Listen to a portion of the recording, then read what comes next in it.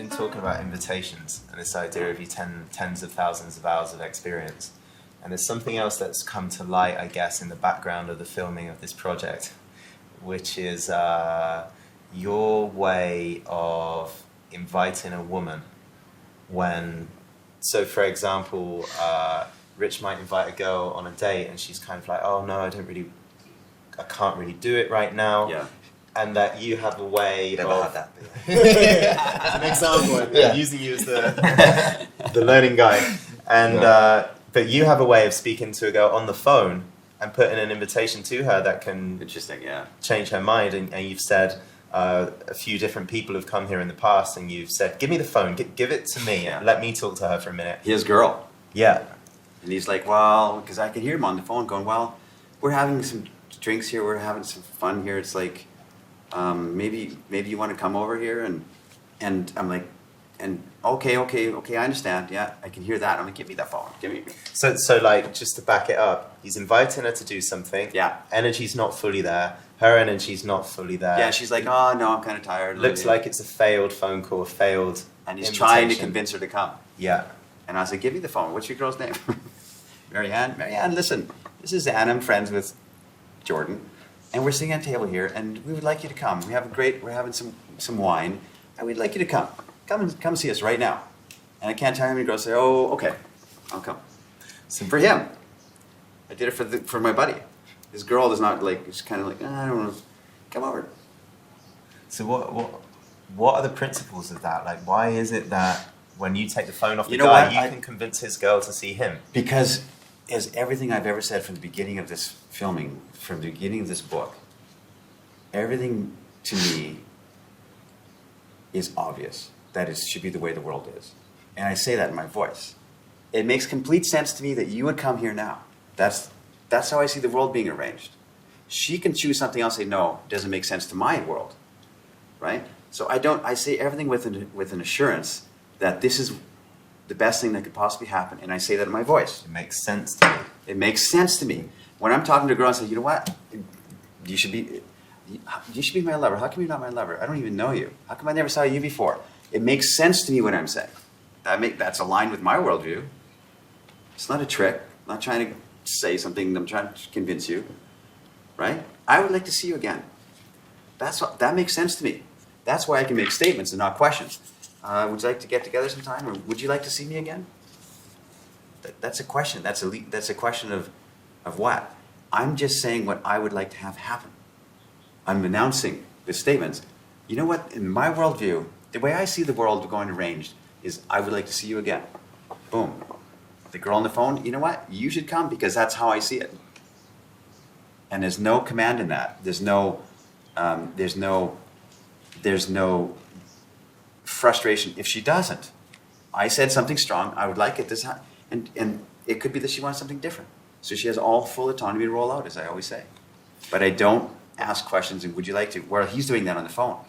Do you want to come and join my friends here because we're having some drinks and you can hear the energy is like she's saying, well, no, I'm kind of tired and he really wants you to come, but he doesn't know how to.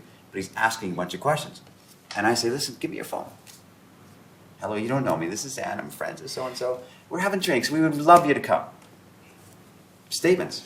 So just that shift in energy, the certainty that it makes sense to you, statements instead of questions, is enough. Not the certainty that it's going to happen. I'm not confident that she's going to come, but I'm confident that the best thing that could possibly happen in this world is she were to come. That gets transmitted. Yeah. And then tired girl in her pajamas eating ice cream on a bed, worried about her dissertation tomorrow. Right. Will change her mind hearing that. Not always. Like I said, the certainty of the outcome is not. I may not get what I state. I'm stating things all the time. It may not work. I'm like, well, that didn't work. The girl didn't come because she's eating her ice cream. She's got her dissertation tomorrow, right? But I'm certain about what I'm saying. I'm certain that my certainty is not in that the girl's going to come. I have full confidence in that. I don't have that. My certainty is that could be the best thing that could happen in what's happening right now. To me, that makes complete sense. That's all my statements to women. It makes complete sense that you come visit me. It makes complete sense that you're my girl. I'm in Warsaw for the next 5 days. I don't even know you. And I would love to see you every day. That makes sense to me. Just saying it. She can do whatever she wants with the information. You said Warsaw, and it reminded me of the story of Sopot. Yeah, that was a long time ago. Yeah, that's an invitation. I give strong invitation. I said to a girl there, I wrote the story, so I won't go too much. I want to find, keep going, but I'm going to look at this in the background, see if I can find the story. But I basically said, yeah, and I did it. I was talking with a couple of guys around a table just like this, and I was talking about the spirit of invitation. And it's a quiet restaurant, and the pretty waitress, are walking around, all quiet. And I'm saying this concept of invitation, and I said, "Let me illustrate to you." And I turned to the girl who was the waitress, and she came over, she's got her tray and whatever. And I said this. I said, "Can I ask you how do I say it?" Hypothetical question. Hypothetical question. Do you have a boyfriend? Yes. Okay. Well, let's play along here. I'm talking to my buddies here. Hypothetically, if you didn't have a boyfriend, hypothetical, and I said to you, what's your name, by the way? Lena. I said Lena. Okay, Lena. If I said to you, Lena, and it was just you and me talking, and I said, Lena, listen, I'm from Canada. I don't live in Poland here. And I'm just visiting. And actually, you know what? I would have my whole body here. This feels unnatural to talk like this because I'm saying something strong. So my buddies are here, whatever. I would turn to her like this, and I have to, a very endearing, honest, hypothetical question with full sincerity, and I mean no disrespect, is what my voice is saying. If I said to you that I'm only here for 5 days, I'm leaving Poland in 5 days, but there's something about you I'd love to see. I would love to see you again for the next 5 days. I'd like to see you every day, day and night for the next 5 days. I'd like you to be my girl for the next 5 days. And I'm leaving. And I may never see you again. But I would love that. My worldview would love to be able to see that, to have you as my girl for 5 days. What would you say? And in this instance, she goes, I have a boyfriend. I know, hypothetical, remember? Just like role-playing. What would you, if you didn't have a boyfriend? Well, I would say no. Oh, yeah? And then she instantly changes and says, you know what? To that I would say yes. Because that's an honest invitation. It's like Javier Bardem in Vicky Cristina Barcelona. He just made a statement. I would love this to happen in my world. And I would love to have you included and be caught up in that same thing too.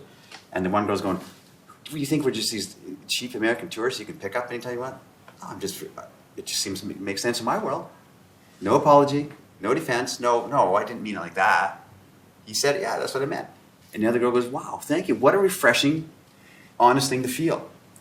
She says, I would say no, but her body responds. I see it. Her back arches slightly. She stands a little straighter. An almost imperceptible shift, but I see it. Yeah. You found it fast. Yeah, that was luck. I mean, like, I fumbled through this book and not found what I was looking for minutes before. Yeah. She crosses one leg behind the other, rocking back and forth. The slightest of movements that the way all women do when they are intrigued. Ah, intrigued. She shakes her head at me slowly. She smiles and smiles. I would say no. She repeats. I look at her, saying nothing. Actually, she says. Actually, to that I probably would say yes. I had this experience I don't think I've ever told anybody in San Francisco years ago. It was in a department store. And I was buying something. And the woman that, in the department store, I bought a shirt or something. She's folding it, putting it in the bag. And I'm looking at her thinking, wow, I like this girl. Something about her I like. And she wasn't even looking up. She's sitting there writing something on the receipt. She's writing stuff on the receipt. And I said to her, I'm just visiting San Francisco. I'm only here for this weekend. I'm leaving. You want to get together? I said it just like that. She didn't even look up. Slightly older woman. She didn't even look up. She goes, I'm engaged, but you and I would have a lot of fun, I know. She didn't even look up. She said, I'm engaged, but you and I would have a lot of fun. Didn't look up. And I said, I could feel that too. Full respect, but I could feel that. She felt it too.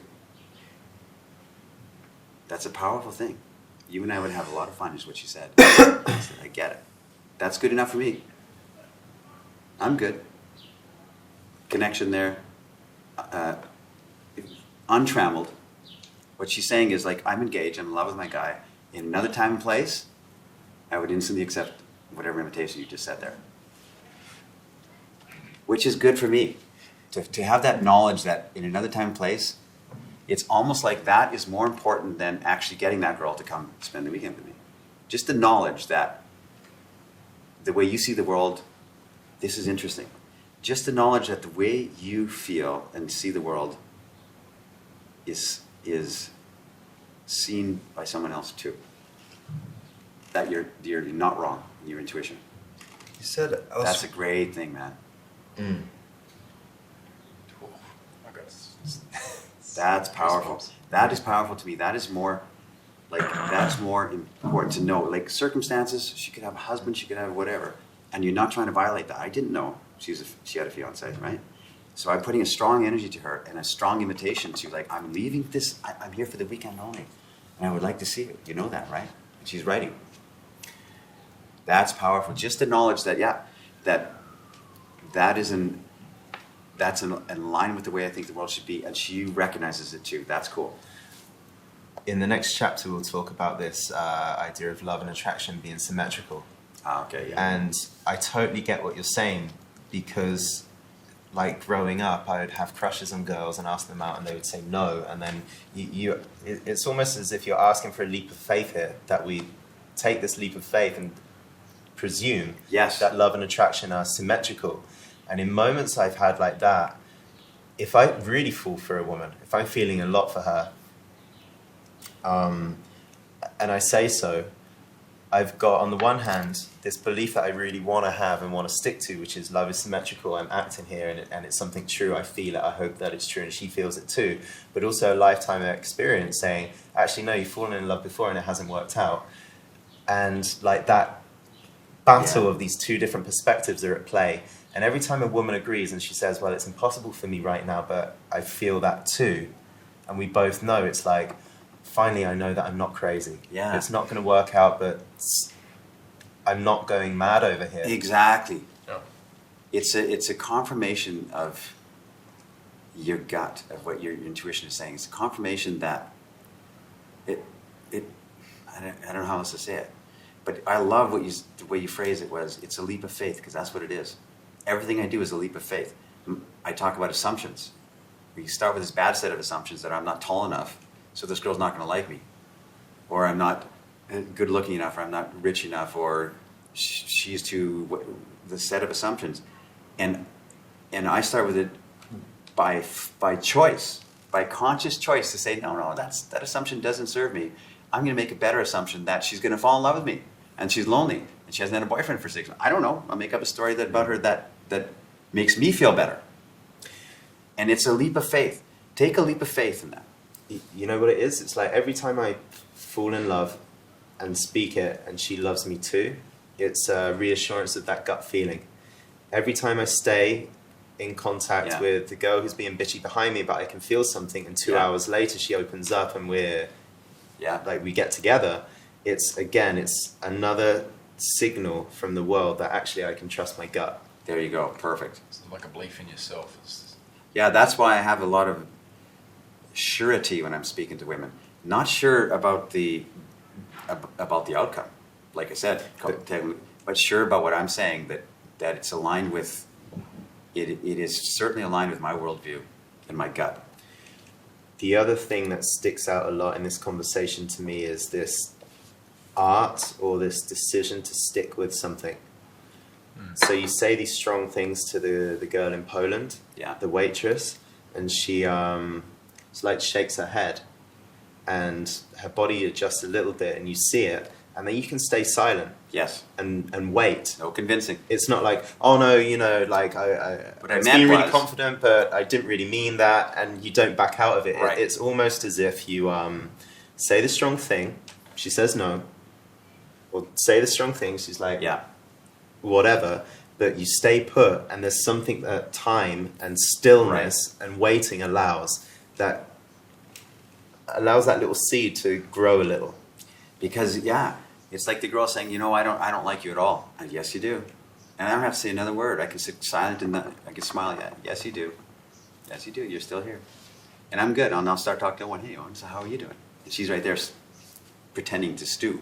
Like, you know? It's exactly, it's trusting your gut and staying connected to that. I'm not in my head ever. You ever see me in my head talking to girls, trying to think of what I should say next? How should I respond to that, or what's she thinking? I don't think, and I used to do that, so I know that feeling. I know the difference. Now I'm just trusting my intuition, my gut. This is the thing of waiting.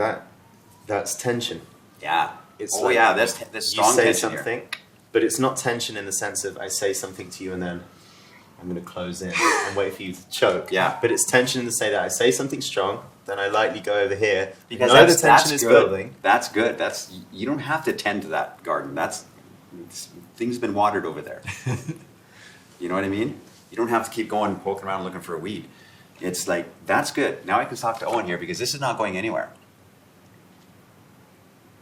Right? That's not going, that tension's there. And that golden cord is connecting you. Golden cord of subcommunication and like the undercurrents of everything. I get it. I see it. Now I can talk to Owen. Hi, Owen. And how was your day? What did you do today, Owen? You know? So what's the golden cord? You know what? That's the subcommunication side of things, or the conspiracy. I don't know. I'm trying to put words on this for years. Like, I feel like I get what you mean, but I really want it spelled out because it sounds useful. The illustration I use is I was walking with two friends in London a number of years ago. And we're walking down a sidewalk, kind of a little tiny rainy day sort of thing. And they were talking behind me about, I don't know, 3 or 4 feet, 5 feet maybe, right? I'm walking ahead, we're walking back to our apartment, whatever. And a girl, as I came around to this corner, there's a pub with a door on the corner. She kind of spilled out in front of, didn't see us, and kind of stumbled out in front of me with her umbrella like this. And I'm instantly like this. It's hard to describe. And the reason I know this story is because the two guys that were with me analyzed it to death for like the next 24 hours. And said, what we saw is this. So I can't remember what I said, if I said anything, or I just looked at her, checked out her body, smiled at her, or like instantly I had this connection with her, like, hello, pretty girl just stumbled in my lap, I like it. And you could feel that, right? The same thing as that girl in San Francisco, the same kind of subcommunicated. And she'd look at me like this with her eyes. I said, I see it, I get it, like this. And I had maybe 4 seconds of that before the other two guys caught up to me, saw me, and I said hello to this girl. So they saw me in conversation with this girl, even though I hadn't really said anything. And they came around me like this, conversation, boom, boom, boom, boom, and started to bombard her, right? And she's looking at all three of us, holding her umbrella like this, looking at him, and then looking at him, and not looking at me in the center. And my friend on the right of me is a great conversationalist. He knows everything, the history of London. He's funny. So he started talking to her, and she's like, listening to him, like, that's funny, and like laughing. And a third-party observer would think he's in, because she's engaging, smiling at his jokes, laughing, and he's talking. My other friend, who's a bit more like in his body and a bit more, not so much conversation, but more like presence, he said some kind of like a sexual type of innuendo type joke, and she turned over and looked at him like this, and he goes, yeah, and then he kind of moved up on her, and he's like talking to her like blah, blah, blah, much more directed, lower sexual energy, and she's responding like this, like kind of purring like a cat.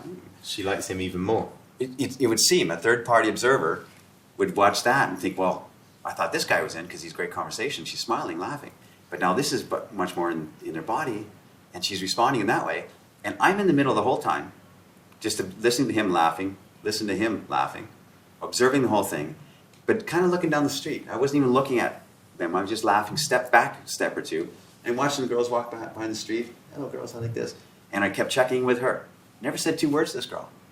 And I just kept checking, and she was looking at my friend on the left, looking at my friend on the right, and just occasionally glancing at me in the center, but not really, kind of like this. And I could see it, and I realized, yeah, I get it. You're not going anywhere. I feel that golden cord, whatever that is. But it was a very direct laser connection with this girl. I didn't have to say anything. I could let my friends go in there, be excellent. Be excellent, guys. It's cool. I get it. I see that I know what she's thinking. And eventually, after this conversation going back and forth, she said to the two guys, listen, can I ask you two guys to do me a favor? And I said, yeah, sure, what? Can you just turn around? Because I want to talk to this guy for a second. And she wanted me to come down to talk to her underneath her umbrella, and she wanted to give me a kiss. And the only reason that this story is even stuck in my mind, because I would have forgotten about it a long time ago, is my two friends said, wow, what happened there? Let's understand it. And so for the next, we were on a plane actually going to Canada from London, and on the plane the whole way back, we talked about that incident, and that was where the real understanding of the subcommunication really, like it's been there, but it hasn't been really described, and I've been trying to describe it all these years. So to recap, it's like you had 4 seconds of silent connection, and that was more powerful than all of the good conversation in the world and all of the sexual vibrating innuendo humor in the world. Yeah, because there was a kind of an assurance in it, like the girl stepped out and I said, this girl I like, totally my type of girl. She could feel it too, and she's like caught up in her breath. I can't, this is such a feeling and an energy thing. It's hard to describe in a practical way or an analytical way what's actually happening. But I had a great strong assurance I can let my buddies be excellent and get in there, and nothing's going to break here. And she's not even looking at me, but I'm smiling and watching these guys and laughing too, and occasionally she's glancing at me. I'm looking down the street, looking at the sky, the birds, and it's not going anywhere. Yeah. I had to leave town the next day, and she had some obligations, so I never saw the girl again. But it was, for lack of a better phrase, and the trite cliche way, it was on. I could tell it was on with this girl. In a more mystical way of saying it, I guess it's like these two sparks of life saw each other, like really saw each other in that moment, and that golden cord gets put up, and it's forever there. And you cannot trump chemistry. Whatever it is. It could be smell, could be just the way she moves or smiles, or the way you are, or the way you're just kind of standing there talking to your buddy. You can't trump chemistry. You can do all kinds of the trappings of it. You can try and buy cars and nice clothes and that, and you'll signal to women that there's some kind of care you're taking in your presence, the way you are. Go to the gym. This guy takes care of himself, right? So they can be attracted to that, but chemistry cannot be trumped. But chemistry is not existing if you're standing there ignoring girls and trying to be cool. Where's the light in your eyes? If they can't feel the light in your eyes, that the sparkle in your eyes, the smile on the corner of your lips, the lightness in your step, right? They want to be caught up in that too. And what we're doing, modern man for sure, is hiding ourselves completely. We're not showing any kind of sexual mischief in our voices or smiles or our movement or anything like that, or like letting girls know I'm here and I desire women and I like you. And if we don't have that, then we're just cardboard cutouts of ourselves, I guess you could say. I've seen it before in Brazil too. It's another example. I don't know if you want me to share it, but it was well, I will share it because it was an example where you didn't actually say anything. I don't remember some of these things, but and the girl, I can name drop the girl. No, pick a name. Okay, Sarah. Sarah? Mary. Mary. Yeah, Brazilian Sarah. Brazilian name, Mary. Mary. That'll do. And this was just before you left. It was 2-3 days before you left. Okay. So you may remember it. I don't know. Gorgeous girl, absolutely stunning. And we're at that little bar just down the road from the hostel we were staying at. And you saw this girl and you just nodded and winked at the same time with the smile on your face. And she was dancing with a guy, I think, at the time. And it looked like they were like hugging and that, and all you did was smile, nod, wink, look away down the street. Back in, she was dancing with him. She'd look over, and you. I can't remember that. Bang. I kind of do remember, yeah. And it was just every, I don't know, 10 seconds, whatever it was. That's all you did. And eventually, she left that guy, walked over to you. Yeah. Yeah, for me, it's like, it's my signal to women with my eyes and my smile is, I know you know that I know. Something like that. I know that you know that And so there's no hiding. I know what you're thinking. I know that you know that I know what you know, or something like that. It's like, I don't know how else to say it. But it's kind of like a, just intuition, I guess. We're trying to put words on an energy. Because you guys know what I'm talking about when I say the word chemistry. Because you felt it when you're in a group, in a situation, and there's something happening here with that girl. You can't describe it. Poets have been trying to describe it for centuries. Yeah, well, we had this a little while ago. All it is like maybe there's a tingle somewhere, and you feel a bit more flustered with this one girl than the others. Yeah. And She it's feels it too. Almost imperceptible. Yeah.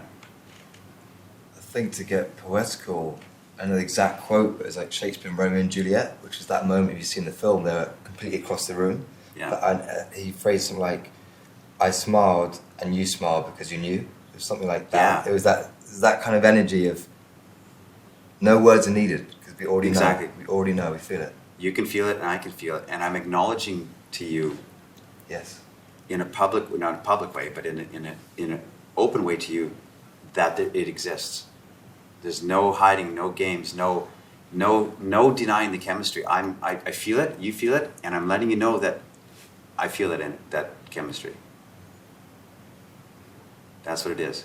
So there's an overtness in there's an acknowledgement of what's happening between us, whether it's a nod, a smile, a wink, or vocally, my words. You feel that? You see what's going on with you and me? Feel that? I do. Yeah, you do too. That's an acknowledgement of that. Same with the girl behind you who's being aloof and going like this.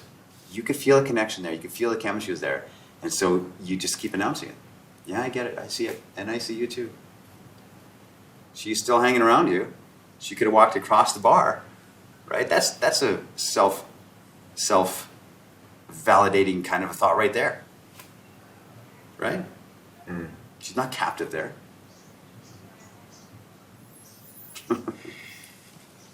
So this has been the way of women.